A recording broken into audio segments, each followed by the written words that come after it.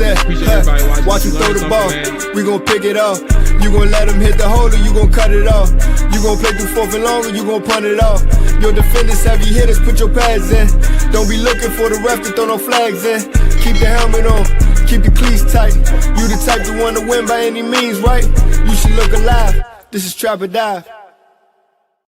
Yes, sir. Welcome back to another episode of Trap or Dive Podcast. I am your host of the Trap or Dive Podcast, Marlon Mo. AJ's on the way. Dre is on the way. I see y'all in the chat. Monty Ball. I'm over here saying Monty and Moneyball at the same time. Moneyball, Monty, Benz, what's up? I see y'all. If you're on the YouTube side, man, hit that like button, hit that subscribe button. We definitely appreciate that. If you are on the Twitch, Twitter side, man, appreciate you watching, following, however you are doing your viewing pleasure or experience with Trap or Dive, man. Audio side, hit the button. Hit us with a rating review if you can, man. Take 10 seconds to do so, and it's free to show your support that way. More administrative items. Schedule-wise, this is the game preview. We don't have another Commanders episode until Trap or Dive late night after the Seahawks game. All 32 is coming on tomorrow morning. So you will see the fellas, Nick, Ryan, myself tomorrow morning talking all things week 8 and around the NFL. All right, so Amani, I was thinking about your comment from Monday night. On the road to 5-6. And is it impossible? No. Is it improbable? No. Does Washington stand no chance against Seattle? No. I think the way that we view Seattle, we are respectively viewing them in the proper lens, right? Good defense. Sam Darnold has that offense moving. I personally undervalued Sam Darnold in that acquisition, but it's been smooth 7 weeks, 7 games in, right? So they made the right decision at quarterback. The Vikings, alternatively speaking, made the wrong decision so far. But I think that this 2-1 stretch is obviously going to have to start with Seattle. I view this in terms of the future of the season. I view this Seattle game as like a must win. And I don't think, like I said, Washington has no chance. I think they very much do have a chance against the Seahawks. I look at this team, though, Washington, and there is no ifs, ands, or buts about it. They cannot catch a break to save their life. I think we know at this point, Seattle. Terry McLaurin, well, if you don't know, because people are busy, Terry McLaurin is out against Seattle. He re-aggravated his quad injury. And what does that mean for him and his immediate future? Look, I ain't gonna lie to you. Terry, I'm at the point, and this ain't like a knock on him, but bro, I get it. Like, you clearly feel like you got something to prove, right? I respect it. But at the end of the day, if you hurt, you hurt. If you got injured in the first half after you missed 4 games and that injury was re-aggravating the injury that took you out, what are you fighting for? And I'm not saying, like, what are you fighting for, like, in the grand scheme of things?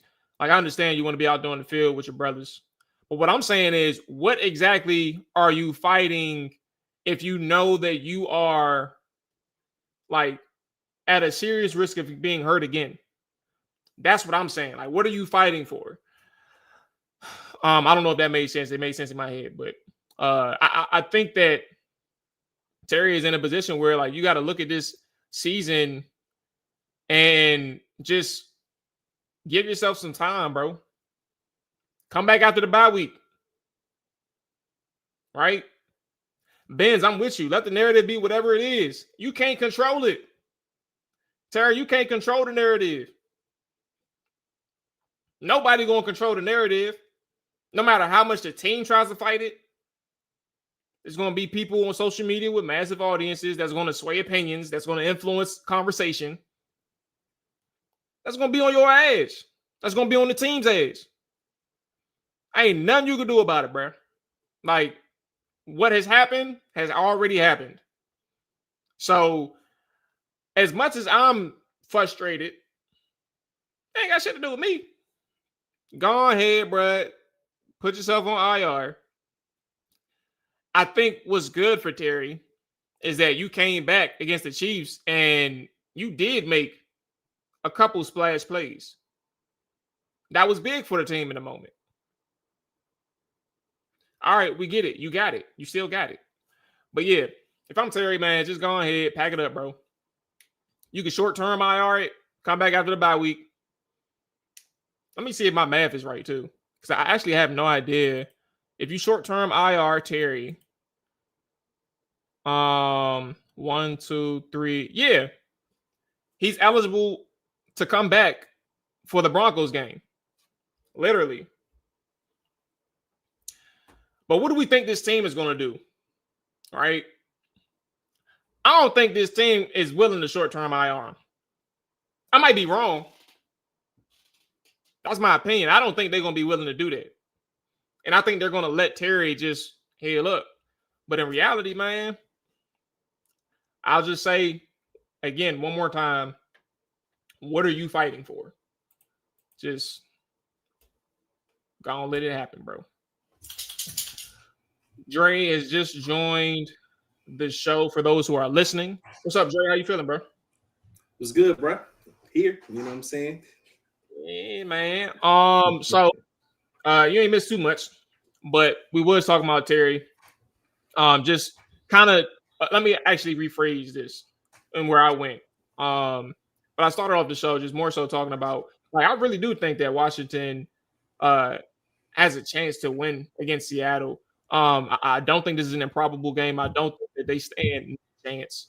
I think that this is one of those games that they obviously also have to win if they want this season to mean anything. And I think they're very much aware of that. And then I transition to Terry. I don't think at this point, bro, like, there's nothing worth fighting for. Like the narratives, you can't control them. The conversations around your injury, your age, you can't control it. You came out there Sunday or Monday night and you gave it 110% clearly, because like you ain't gonna give it 110% and not re-aggravate it if you were dealing with this injury. So you gave it 110%. You made your splash plays. I'm not saying hang it up for the season, but I'm saying, bro, at this point, man, give yourself to the end of the bye week, or to the bye week, because that short-term IR, schedule-wise or timeline-wise, you will come back literally the week after the bye, which would be against Denver. So if at the very least, man, give yourself some time. You don't have anything else to fight for at this point, man. You did all of the non-IR healing that you can do and rehabbing that you can do. So that's kind of where I'm at with Terry, but that's kind of how we also started the show. My opening thoughts against Seattle, but also Terry. Well, yeah, I mean, I can kind of pick it up with Terry, and I think it was a mistake from the get-go not putting him on IR. And I do think that was Terry. Terry wants to play. Terry has always been heart and soul. Say what you want about the money, the contract, whatever the case may be. Terry has always been all heart and always about giving it his most on the football field. And he's not used to being injured. Even back to college, like Terry's not used to dealing with injuries. So this being like his first significant injury, you know, dating back to college, NFL, he didn't want to miss too much time. But I think the proof is in the pudding when you heard him going to get second opinions or maybe third opinions or however many opinions he got on that injury when it first came out. I think it was a more serious injury than he wanted to hear it was. But so when he maybe got a second or third opinion, they might have told him, you know, Terry, you probably can come back in a couple of weeks. But I really think that first opinion told him he should probably either get surgery or he should probably let it heal for about 4 to 6 weeks, maybe even longer. And Terry being Terry, he's not used to dealing with injuries. He's like, no, I want to get more opinions. And he probably went with the opinion that told him that he can get out on the field quicker than the first opinion did. But going out there last week, I mean, he looked like Terry for the most part, but who knows how Terry was really feeling on the inside. And here he is injured again. And this time, I just want Terry to heal. Like, go out there and heal. Do not rush back. Do not risk further injury. Whatever the diagnosis is that tells you how long to sit out, for whatever the time, take that time. If they got to put him on IR, short-term IR, he comes back week 15, 16, whatever, do that. Just take care of yourself first. Like Terry, like you said, Mo, what else does he have to prove? He's not playing for a contract at this point. Fans want to think what they want to think. But most importantly, you still, Terry, feel like you have more years to play in this league. So you want to take care of that body as you've been doing in the past, but this time is different. You've been injured. They told you were injured. So just get yourself right, man, like however long that may be. But I just don't think that this is an injury that probably sees him back in the short term. And this team, I mean, it's kind of hard to take, what they say about injuries because they don't really give us much for one. They don't tell us like how long a guy's really going to be out because Dan Quinn likes to keep that competitive advantage. But who knows how long this is going to keep Terry out. But again, I don't think this is a short-term thing. Do we think that Washington needs to look at anything for the trade deadline? Where are we at with whether they're buying or selling?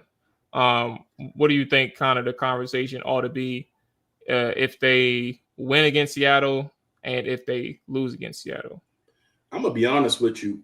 I think they need to be sellers. I think this team, and I don't think they have a lot of guys that you're talking about selling, but the few that have whatever trade value. I mean, I don't think you have a lot of guys on this team that's, going to command such a trade value. But if there is any, I'm talking about the guys that, for me, I look at them personally like, yeah, they might be good players here, but do they ultimately impact winning on a week-to-week basis? And have they done that throughout their career in Washington?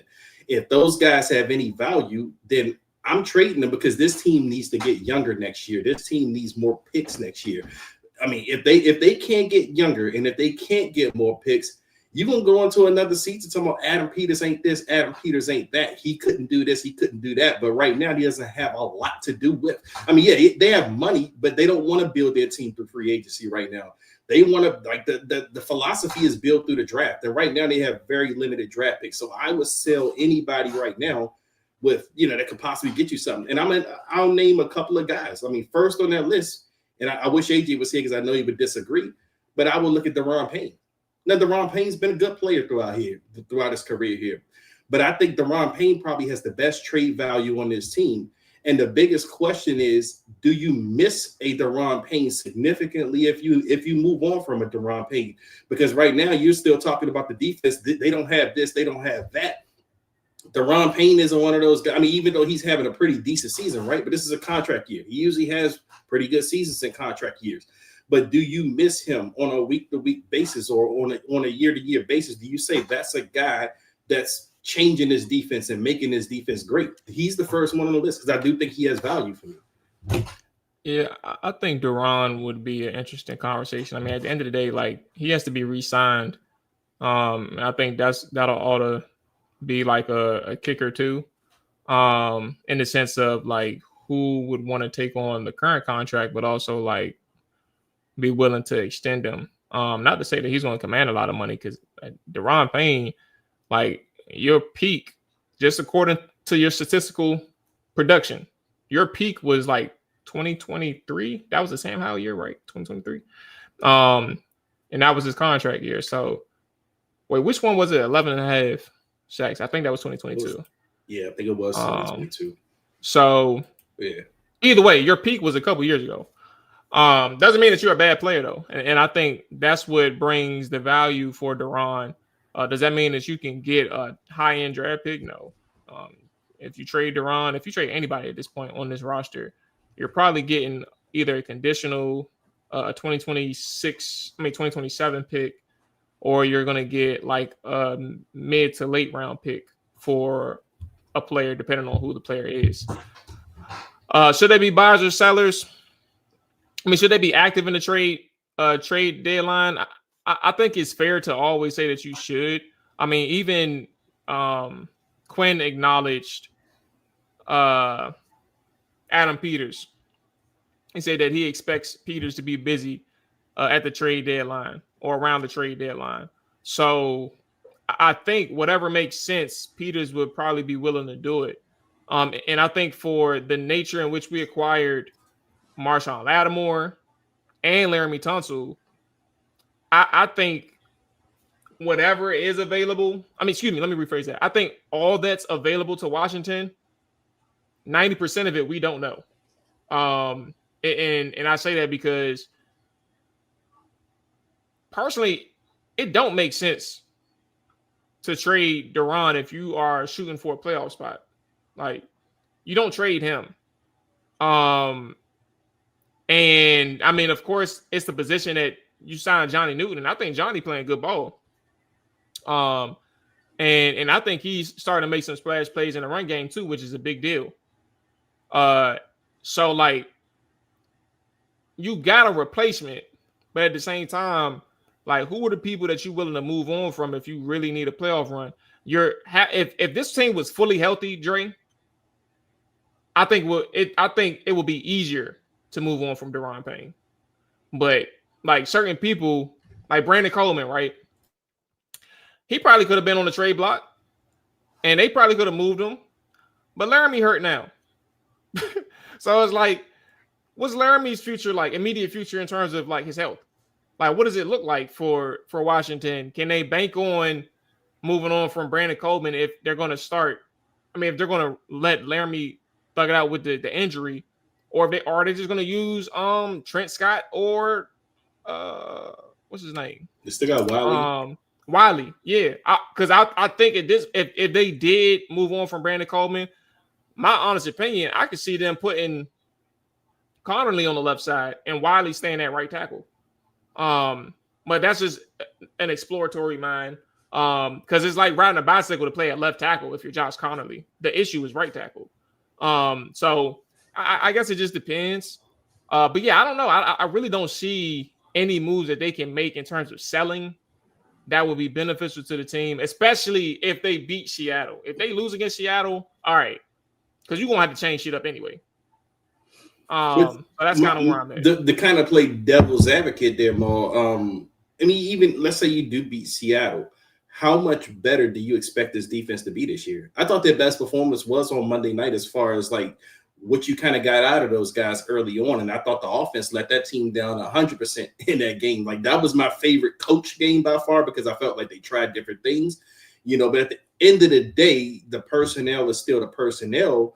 And I don't know if you could trust that unit can get better regardless of having a Daron Payne, or we can even go to Quan Martin or, one of those type of guys. Like, how much do you lose, from a unit that you don't expect much out of anyway, going forward for the rest of the season, even if you're trying to make a playoff run. So that would be my only devil's advocate to that, as far as, because we don't have big expectations for this defense at this point. They haven't really, even with the guys that we have right now, they haven't shown that they can do this consistently, or at least give that kind of effort, or what they gave against Kansas City on Monday night consistently. So that will be my devil's advocate to that.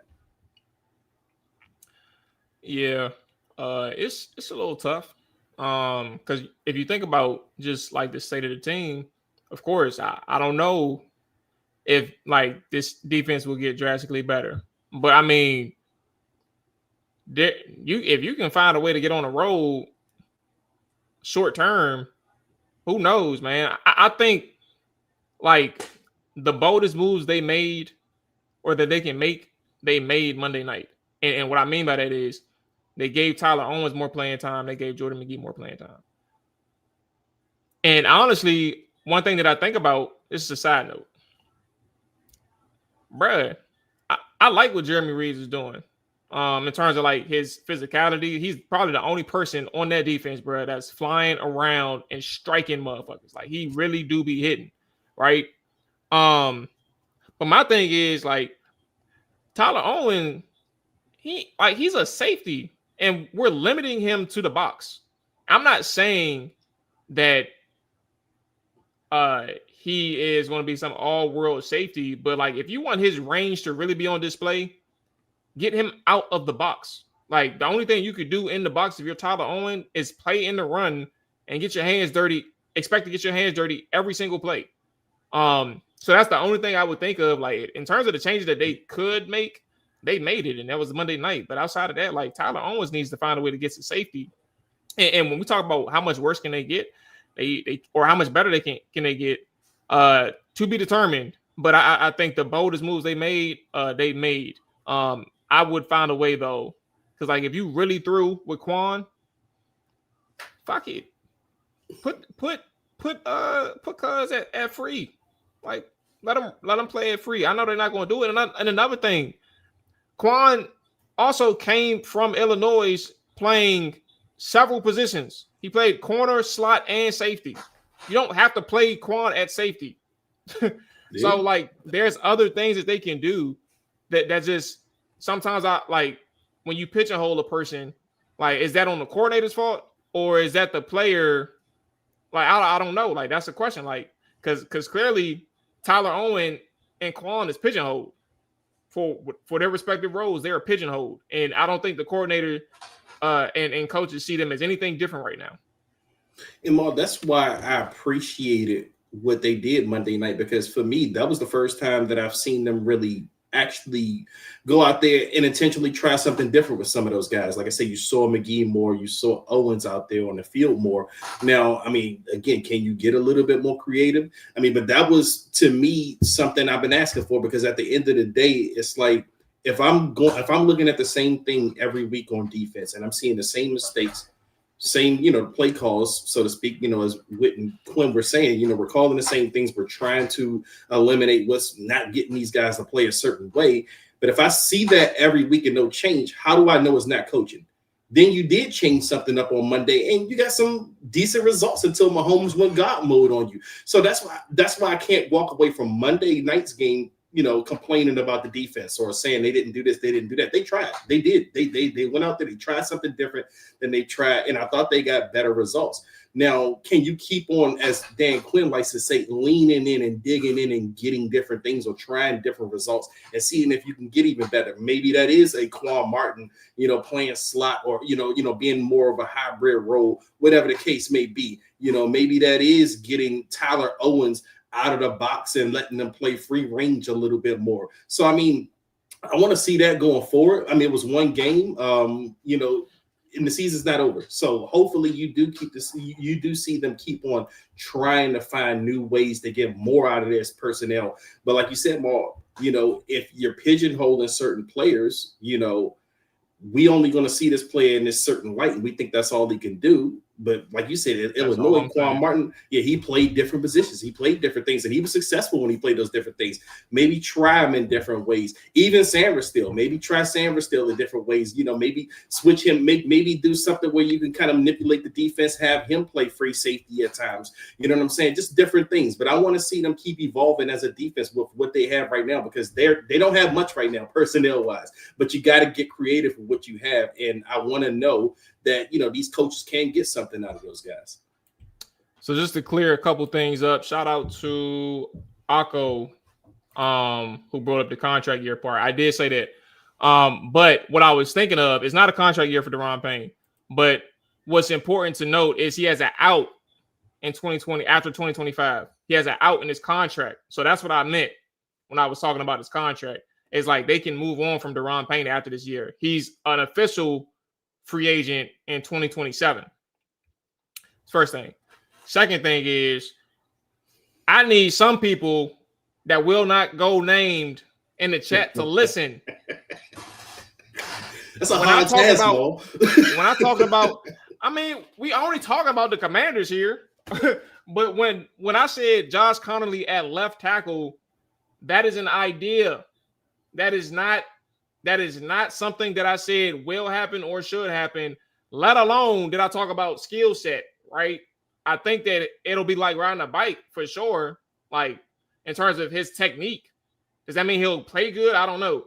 But the reason why Josh Connolly is mentioned, who I also mentioned Trent Scott, by the way, if you move on from Brandon Coleman and Laramie Tunsil is hurt, is what I said, then you would think about who is going to be your backup options. Is it going to be Trent? Is it going to be Wiley? Is it going to be Connolly at left tackle?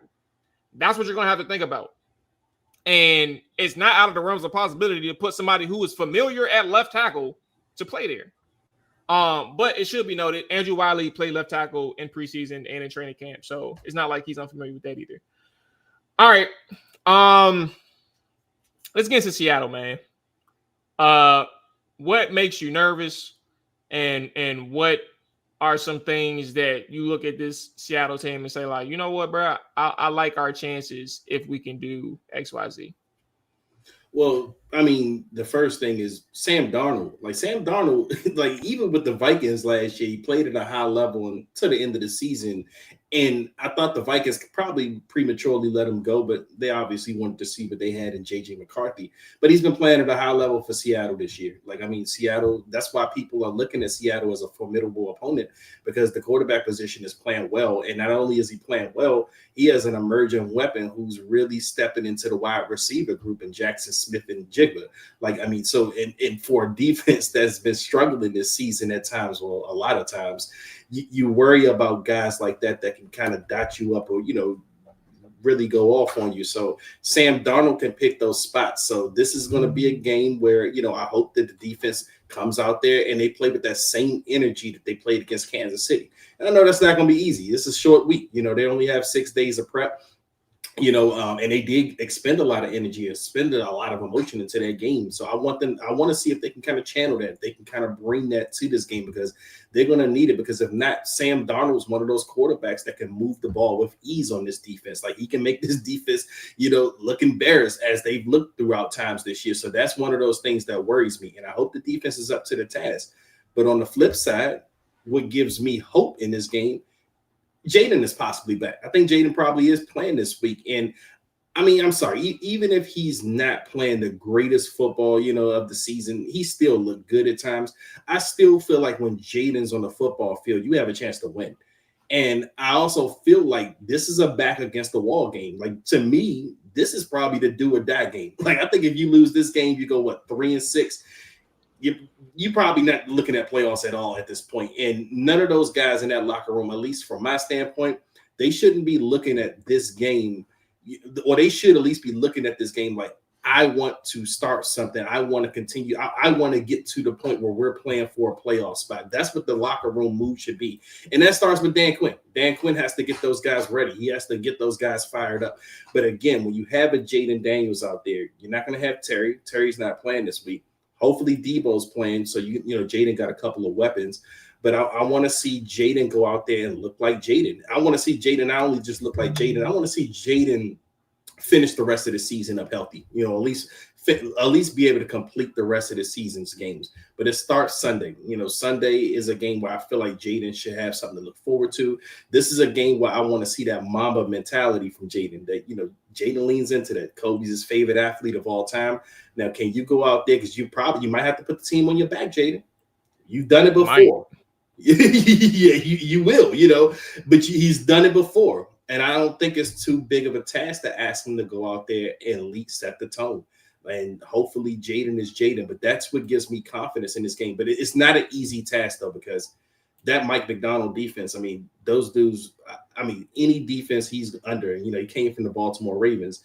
Those dudes come out, they strike, and they've been playing damn good football all season. So it's not going to be easy, but Jaden is a dude. Like, Jaden is a guy who, in my opinion, before the season, I had him at the top 5 quarterback. So, if, you know, Jaden can bring that ability out, that capability that he has, I think we got as good a shot as any we have all season.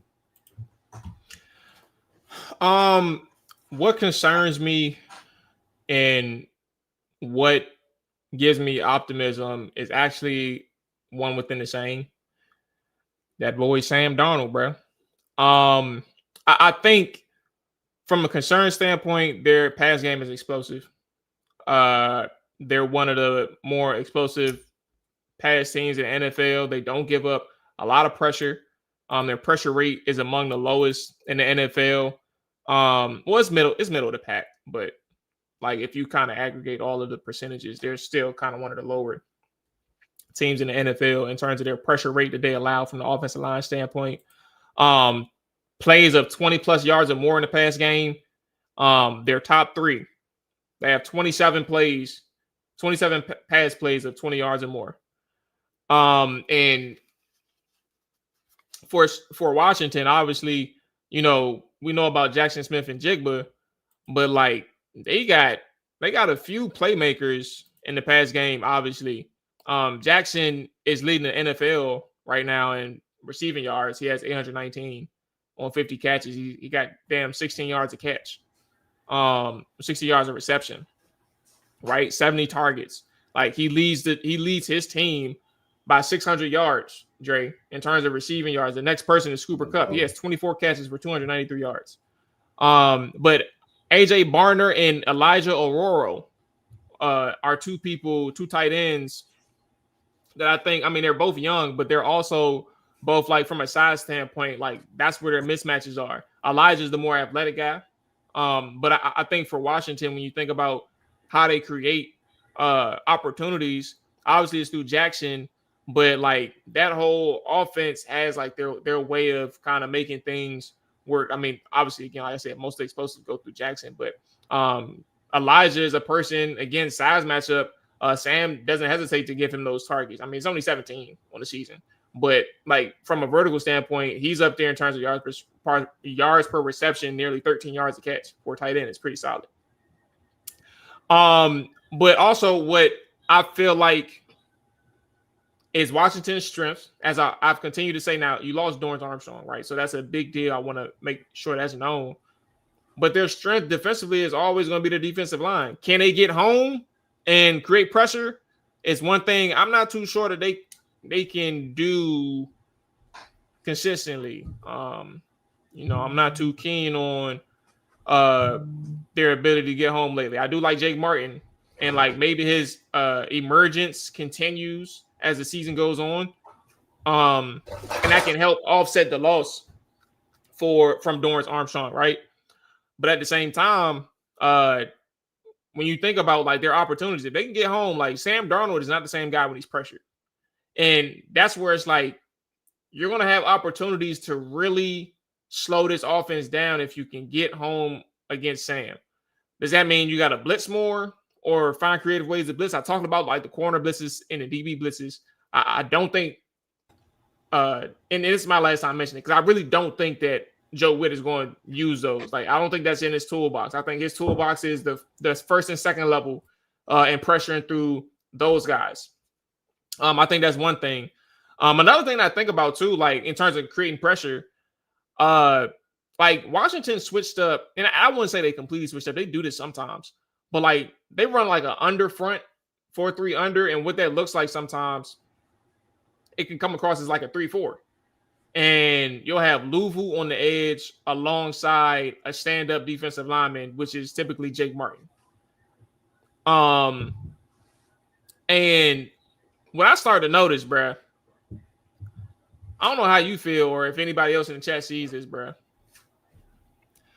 but if you're running like what can be like from a 4-3 alignment, an under standpoint, like what can look like a 4-3, if you're running Frankie Louvu on the edge, bro, you're giving up 30 pounds to like your prototypical outside 3-4 outside linebacker who was usually like 250, 260. Frankie Louvu is 230. He gets pause. He gets swallowed up by offensive tackles anytime he's on the edge, bro. And I think that's his main thing. They keep asking him to just win your engagement. Frankie Louvu never been like a hands guy to just win the engagement. He wins with quickness and athleticism. Why do they keep doing that, Mo? Why do they keep having a rush from the edge? I don't know. I'm not saying he can't win, but what I'm saying is his wins are rare. Like, find a way to get that man in the interior and threaten the interior offensive lineman. But the tackles, bro, like it's a losing battle. Leave that to the defensive lineman. Like, leave that to them. But that's kind of where I'm at in terms of like how they're going to create pressure. Because if you're not going to do it from the third level, you got to kind of mix it around a little bit. And when I say mix it around, like just I know they use Louvu inside, but use him inside more often than you do on the edge. That's kind of where I'm getting at. So for me, Sam Darnold is like the give and take. He's a person that I think that can really put some pressure on Washington, but also like the inverse. If you can find a way to pressure Sam Darnold, you're gonna keep yourself in this game. Yeah. And to answer like Moneyball's thing about Von, now I agree. Von Miller isn't giving you much, right? But that wasn't the plan this season to have Von Miller play as much as he's playing. Like I think he was just supposed to be a situational rusher, here and there. But when you lose a Dietrich Wise, you lose a Javonte John Baptiste, you done lost all your damn edge for Dorrance Armstrong. Now he's forced to play. You lost 3 edge rushers. So you're forced to play Von Miller more than you want to play him. Now, he probably was okay on the surface when you're talking about playing 25% of the snaps, 27% of the snaps, whatever. But then that number has to increase because you lost all of that edge depth. Like, who loses 3 edge rushers in a season? We did. So now you're forced to play Von Miller. We did. So Fuad, appreciate everybody that's checking that live, man. Again, hit that like button, hit that subscribe button if you haven't done so already. Fuad mentioned, at what point did we talk about moving Mikey permanently outside? Like, I mean, that's a real conversation to have, but you got to remember, right? Marshawn and Trey Amos, they outside guys. Again, Dre, perfect time to bring it back up. The pigeonhole thing, bro. Like, and Mikey did come in as a slot. He only played outside last year because of injuries. I get that, and he did a really good job. But they view him as a slot man. They not wasting their time thinking about him outside. And I'm not saying, Fuad, that you're wrong. I'm more so saying that's kind of the part of the problem that it's starting to come to mind. Like, they just pigeonhole in certain players, but they're not going to be too flexible if they got a plan for these guys. Yeah. Oh, so for me also, I talked about Sam, but defensively, man, the Seattle Seahawks, it's crazy how, like, how do I want to phrase this? Because I'm honestly not trying to compare it to Washington, right? Like, it's so many other layers that you can kind of talk about. And Seattle did go 10-7 last year. They finished the season strong. But like, they improved both sides of the ball statistically from last year to this year. They got a top 10 defense now, top 7 scoring defense. And I'm not, like I said, I'm not comparing. They also had pieces in place. They had draft picks. Like, the money was right. They made the right decisions in the offseason. But I say that to say Mike McDonald is a defensive guru. Like, he got this job because of one season. And he was one of the best defensive coordinators out there and really shut shit down for Baltimore when he came out from Michigan, University of Michigan. No, Terry's going to hurt, but I think that's the least of Washington's problems. This is one of the best defenses in the NFL against the run. They are the number 1 defense in yards allowed and yards total. They don't even give up touchdowns on the ground. They gave up 2 all year. So when you ask about what's going to happen in this run game, God bless. Like, I don't even know how it's going to work, bro. Like, what's going to happen, ball? Cliff ain't running the ball. Cliff's going to be passing all night.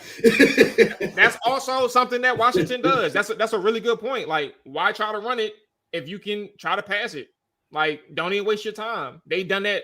They did that a few times last year. They ain't even going to waste their time in the pass game. I mean, in the run game. That's one thing. But then you got the element of Seattle's defense and the pressure that they get, right? Like, that's what I mean. This is a solid team that they're going up against. I think they have. Let me check their pressures. They're one of the top 4 teams in the NFL in pressures, and they are a top 10 team in pressure rate. They have 23 sacks on the season. That's tied for 4th in the NFL. Like, they get home. So that's why I say, like, I think you gotta pick your battle against these guys. Like, you do want to try to establish the run, but how do you do that? Like, maybe the play actions and the play fakes can help ease off the pressure and slow the pass rush down a little bit. So I just want to say, like, McDonald's defense, bro, like, that's going to be probably the toughest task out of anything. Not even just even when you look at Sam Darnold, and maybe because I'm just a little throwing shade at Sam. But I think the biggest challenge is gonna be that defense, trying to get some points on these guys. Yeah, but that's why I said this is going to be the Jaden game. And because of what you said about the run game and what Seattle does against the run, and we already know Cliff ain't the type that's going to commit to any kind of damn run game. He's going to put the ball in Jaden's hands, and it's going to be a tall task for Jaden. It's not going to be an easy task, but great players don't usually have easy tasks weekly. Great players face tough tasks. Great players actually want the tough tasks, and I know Jaden is that type of player that welcomes a challenge like this. So this is a game where Cliff's going to definitely put it on Jaden.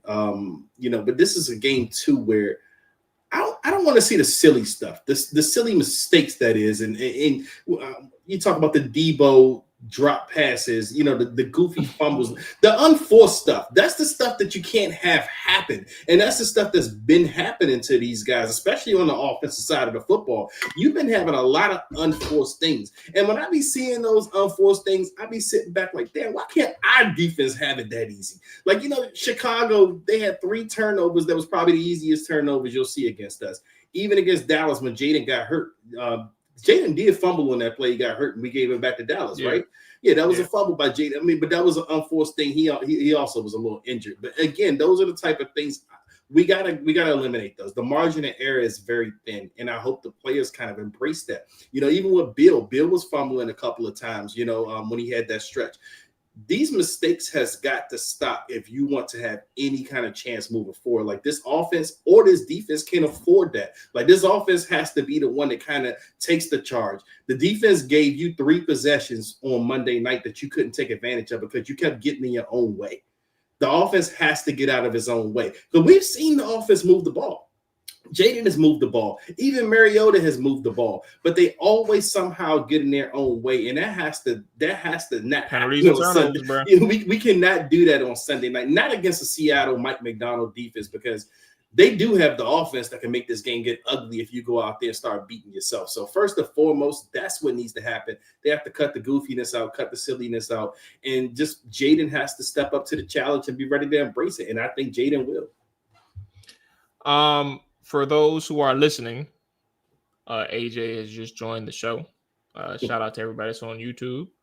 So you see AJ's face in the camera. AJ, hello.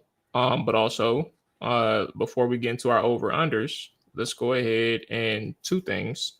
1, plug in what we got Saturday. And then 2, your overall thoughts on the game.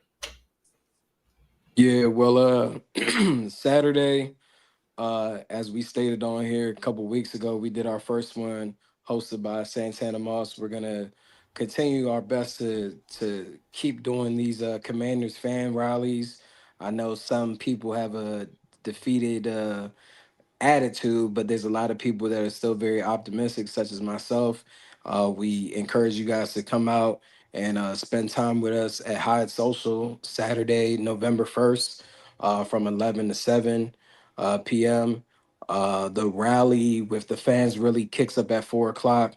It's going to be hosted by Washington Redskins legend Clem Portis. My bad. It's going to be hosted by Clem Portis and also rising star Bill Krosky Merritt. They will be in attendance. I would encourage people to come early. We're anticipating a huge crowd. There's also a lot of other former Redskins football team, Commander players that would be in attendance as well, as it is the weekend that Ark Monk jersey is getting retired. So a lot of guys are in town to help celebrate and help induct him into, I guess, I don't know if you call it the Ring of Fame, but there's very few guys within the Washington organization that has their number retired, and he's going to be one of those few. So yeah, we look forward to having you guys out. It's free.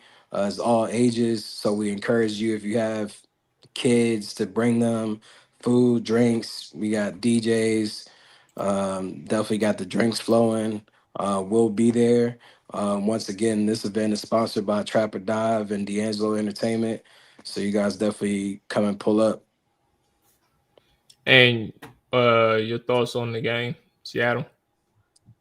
My thoughts on the game, Moneyball, I don't know what you're talking about, but hey, cool story, bro. God bless you. Assalamu alaikum. But my thoughts on the game is that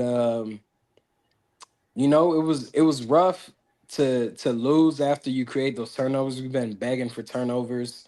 To have two happen in the first two possessions, going against one of the greatest quarterbacks we may have ever seen in our lives, Patrick Mahomes, and not take advantage of it. It stings a lot. You have Terry McLaurin return back into play after missing four Also in Seattle games. too, by the way. Not to cut you off. No, I got you. All Yeah, right. return back into the fold, and now going right back to the bench. Um, Kind of something that I thought was going to happen anyways with his injury. Unfortunately, it looks like he needs to be shut down for the season. But I just think that Jaden Daniels was highly missed in this particular matchup against the Kansas City Chiefs. But it's something to look forward to. He would be present against the Seattle Seahawks, which Mike McDonald definitely presents a lot of exotic blitzes and coverages and things of that nature, which Jaden Daniels is familiar with playing against Baltimore last year. Um, well, hold on, Mike McDonald. This is second year as head coach, It's the right? second year. Second. Yeah. Mhm. Yeah, I'm tripping. I'm tripping. So yeah, I mean, Jaden Daniels will be better equipped to go against, seeing some of those coverages than a Marcus Mariota. I think it's going to be a good game overall. I think that from Seattle side, you got to watch out for JSN, and defensively, Leonard Williams. He's been a disruptor all year. He's one of those athletic big bodies that can move around on that line. You got to just be prepared for that. But overall, I see it being a good matchup, and they're returning in their old unis, so that'll bring back some nostalgia. Um, I think that we end up seeing Washington being able to build off of the effort and the enthusiasm that they played with on Monday night, and hopefully this time with a better quarterback and an elite player on the field in five, they'll be able to turn that into a W and hopefully try to get a streak rolling as we enter the month of November. And even a thought to you guys, man. I think a lot of us have forgot. I think the first episode of NFC East Hard Knocks should be coming up soon. So we're Yeah. gonna get an inside December. glimpse. Yeah, we're gonna get an inside glimpse of what's been truly going on within the Washington organization with all these injuries building up, and also the adversity, and some guys not necessarily meeting the standard that we thought they would, such as like a Louvu, a Marshawn Lattimore, Bobby Wagner, Quan Martin, and so on. But yeah, I think that it'll be a good entertaining game against Seattle. All right. Let's go ahead and get into our over unders and score predictions, MVPs. Of course, that they don't have to shut up on this one. Let me see if they got one up on this one. If they don't, then we just gonna have to make them up. Hold on, Moneyball. I did say that in the screen passes that they did attempt, there seemed to be a disconnect between Terry's assignment on the one where Debo did have the interception that took place. You see Mariota having to yell at Terry to move down the line. Then also in the Luke McCaffrey one when he had to come back to the ball and that almost got picked. Luke didn't know what to do in that particular situation. Debo had to yell at him to get in proper position as the play was changed at the line of scrimmage. So I just realized that there's a lot of disconnect offensively because there's so many moving pieces from quarterback play to O line to guys playing more than you probably even expected. Like, I don't think the initial plan was for Luke to play as many wide receiver snaps as he has been thus this season. Same with Lane. So and Chris Moore to add to that. So it's just a lot of disconnect overall offensively. They're not clicking like they were last year, but it was good to see the tempo being used. Hey, Maul, All I got over unders on the app, on my app. right, yeah. I got. I about to say I got them pulled up. I had to go. I had to switch one. Okay. So Okay. Yeah, you got all it. right. All right. Here we go. Higher or lower? We're starting with the quarterbacks. Sam Darnold is at 242 and a half passing yards. Are we going to go higher or lower on Sam Darnold? Chat, let me hear you as well. I'll be right back. I'm going to go, wow, that's a little hard. I'm going to go under. I'm going to go under because I'm going to be a homer here. This is a homer pick. And I'm going to say I'm encouraged by what I saw from the defense last week, and they probably would have had an even better result. The offense helped them out, and if you weren't playing against Patrick Mahomes. So if you can get that defense to have that effort this week, I'm going to say Darnold has under. I mean, yeah, I'm going to go under with Sam Darnold. Sam Darnold is not Patrick Mahomes, nor does Seattle necessarily have the offensive firepower that you have to be worried about when you're facing the Kansas City Chiefs. I think that we get the first half defense that Washington presented against Seattle, and I think we don't see Sam Darnold go off and have a career day. I am going to go over. I can see about 250 out of Sam Darnold. So I'm gonna go higher on Sam Darnold's passing yards. Jaden Daniels is at 221 and a half. Higher or lower? Higher, just because I don't think you're going to see Cliff commit to the ground game, and I also don't think Seattle's going to give you much in the ground game. And I think this is going to be a game where he puts the ball in Jaden's hands and tell Jaden to go out there and win you a game. And if you're going to win this game, if you're going to have any chance, he probably has higher. Yeah, I think like Dre just said, I don't think there's a true commitment to the run game. They're not getting much movement there. So I see the ball being in the air a lot against Seattle. So catching up on the chat, Amani said Darnold, he's going higher. Ayoshi said higher. Monty said under.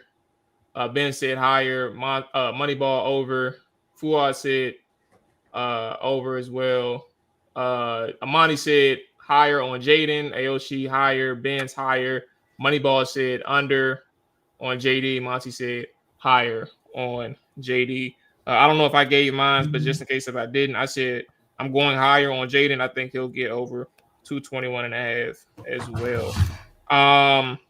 Where's Bill at? I just saw Bill. All right, here we go. Bill Merritt, 43 and a half. Higher or lower? Lower. Yeah, I just don't see the commitment to the run game this week. So, yeah, lower. Over. Under. I'm going to go higher, bro. I don't think there's going to be a huge commitment to the run game, but I also feel like every single week, Bill is one missed tackle away from breaking a 50-yarder.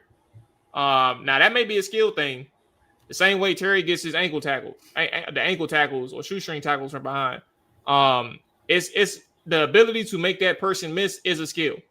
But I'm a bank on Bill today. This week, excuse me, and I'm gonna say that he goes higher than 43 and a half. But I think most of it does come off of one run. So I don't know when it happens, but I think it'll happen. So I'll go higher on 43 and a half. AJ? He froze, bro. AJ, you back, bro? Yeah, I'm here. Higher or low on 43 and a half, Bill? I'm gonna go under. I think that Seattle's defense is very fast. So maybe trying to get Bill to the edge, you won't necessarily be effective there. And in between the tackles, I think that they're solid up front. I'm gonna go under. Okay. Let's see the chat. Ayoshi says lower. Ben says lower. Monty lower. Monty says higher on Bill. Okay. All right. Let's do two more. We'll do receivers. Jackson Smith and Jigba. Where do you think his number is set before I say it? Probably 75 if I had to guess. 75, 80. Yeah, I would say around 75, 80. 90 and a half. I mean, he is leading the league in rushing. I mean, Yeah. receiving yards, right? So, I mean, Yeah. that makes sense. Our defense, he's leading. I'm gonna Higher say or under lower? just because of that. Okay. I mean, I think JSN is a good matchup for Amos and Marshawn. So, I'm gonna go lower. Okay. Yeah, I'm going higher. I think in the receiving game, like I told you when we was breaking down the statistical numbers, they got playmakers in other areas, but in reality, like in the grand scheme of things, Jackson is all they got. Like Sam is going Jackson, Smith, and Jigba us to death.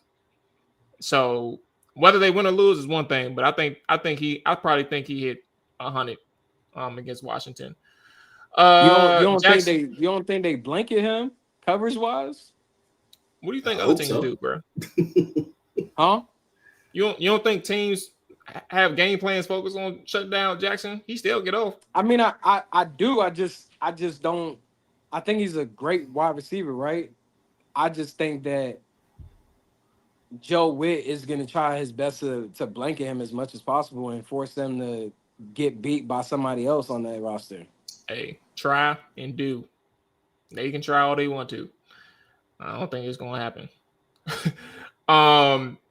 That's just my opinion. Amani said higher. Ben said under. Aoshi said higher. All right. Let's go ahead and close it out with a receiver for Washington. And I would do Debo, but I ain't going to worry about him. I'm going to go. Oh, they don't even have Luke up there, bro. Hold on. I wanted to go Luke McCaffrey. Let me see if they have it in the. Yeah, they don't have Luke. Damn. All right, fuck it then. I'm going to make it up. I ain't worried about that. So we're going to do Luke McCaffrey. 40 receiving yards. Higher or lower? Let's do 39 and a half so we can do the half point, the 0.5. 39 and a half. You going higher or lower? I'm gonna say lower, Hell man. no. Yeah. I'm going hell no. But you know it's not. But AJ, I guarantee you can't say it's a hell no because you don't think he's capable of it. It's a hell no because they don't feature him at all in the offense, regardless of who's out there in the field. But he does make plays when his number is called. That toe tap catch. I mean, Luke he can make plays. He's just not featured for that. Man, one of the most annoying things about like having to like talk about this team, and it probably happens with so many other organizations.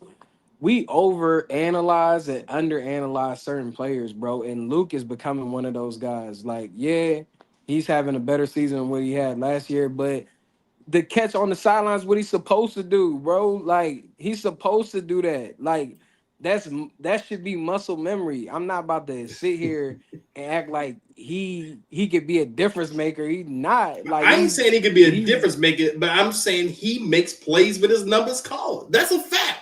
You can't dispute that. How AJ. many times is he getting called? His phone ain't That's getting the blown point. up. That's the point. Hey, he's man. not getting called. Like I said, I'm not saying he's a 100-yard per game receiver. I'm just saying I'm under. I mean, I ain't even going at you. I'm just going understand. at the I know what you overall mean. conversation. Yeah, the overall conversation is just like, all right, let's slow down. Like people, oh my God, he's doing amazing kickoff returning. Like, well, he is. He made I think that's a big deal, though. Great. Yeah. Huh? He gives them good field I do think the position. kickoff ability is a big deal. Man, I want to see Debo back there. Like, he can't stay healthy. All right, bro. Debo can't stay healthy. Let's just go because I got higher on 39 and a half receiving yards for Luke. I just think this is I don't trust Debo's health. And it's not to do with what he can and can't do, but I think somebody's gonna have to step up, and I think they're gonna probably lean on Luke a little bit more. Hey, Moneyball gotta shut up when we talk about because I be laughing off. Bro, he just got. I was about to say something crazy. I ain't gonna do that. There's gonna be a pause moment. All right, let's go. Score predictions and MVP. One of y'all can take the floor first. Well, okay, I go first. Go ahead, AJ. You go ahead. Okay, all right, I'll go. All right, fuck it. Man, wait. There's also a delay. Hey, that's on AJ's side. I'm fighting you on what's Saturday, messing y'all bro. up. I'm fighting you on Saturday. What did you just do, bro? No, because you've been freezing, bro. Like I think yours is a little delayed. Yeah, I was so. saying your connection delayed, bro. So I don't see when you about to go. So it's like, all right, let me go ahead and step in. Yeah. Well, all right. Since I'm talking and shit, man, I'm gonna go. Hey, I picked the loss for us last week. Rightfully so. I didn't see us winning that game. But like I said, I'm going homer mode this week. This is my last week of homer mode until they show me something different. But I'm going to win. I'm going Washington wins. And I do think it's going to be a close game. I'm going to say 27-24. And my MVP is, if you're going to win this game, no one else is going to be MVP but Jaden Daniels. So, yes, there we go. I'll go next, and I'll leave the delayed guy to finish the show.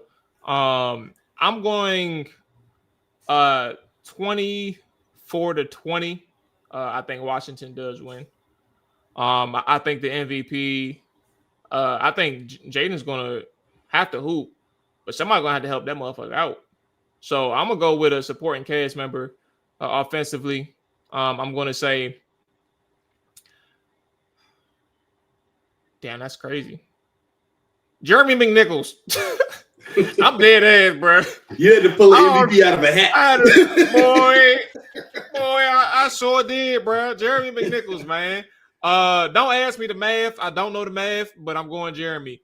Defensively, Jake Martin, man. He's going to get home a couple more times. He's going to put his name on the map again.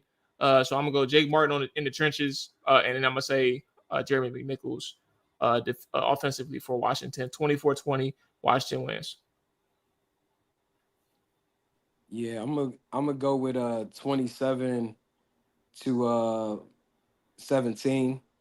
Washington beats Seattle in the throwback Redskins unis. I think the MVP will be Jaden Daniels overall.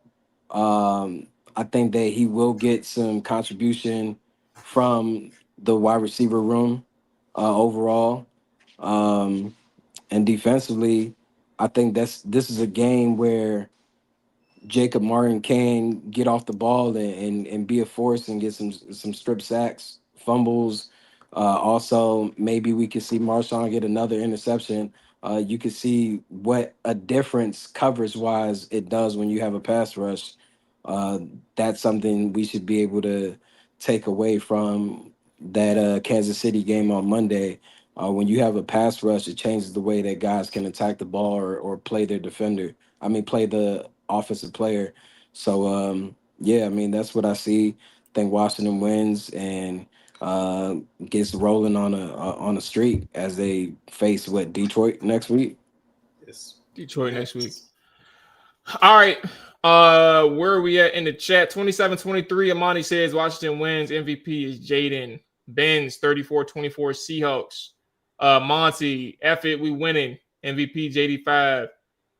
Ben said, he was just 34-24 Seahawks. He said, I still can't trust this defense until I see a complete game from them. Until then, we ain't winning against any decent team. All right. That's gonna wrap it up for us. Again, all 32s coming out tomorrow morning. The Commanders side, will not be back until Trapper Dive late night. So Sunday night, we'll be back. And back to our regularly scheduled program next week. But y'all take it easy, man. Enjoy y'all weekend. Stay safe. Pull up the Hide Saturday, 12-7 or 11-7. 11-7. Yeah, 11-7, man. Pull up, get drunk, bro. Shout out to Clinton and everybody else and Bill that's pulling up. Matter of fact, y'all ask Bill in person, bro. Like, why can't we get you over 50? Can I bet? Can I take you on the FanDuel single bet 50 over 50 rushing yards, bro? Can I do that? Or underdog? Ask him in person. Let's ask him an inside trader question. We're gonna do a Terry Rozier with him. Yeah, man. Let ask him, what should I put down? Should I put higher or lower? All right, that's gonna wrap it up for us. Y'all take it easy. Stay safe. All that good stuff. AJ, Dre, y'all be easy too. Yes, sir.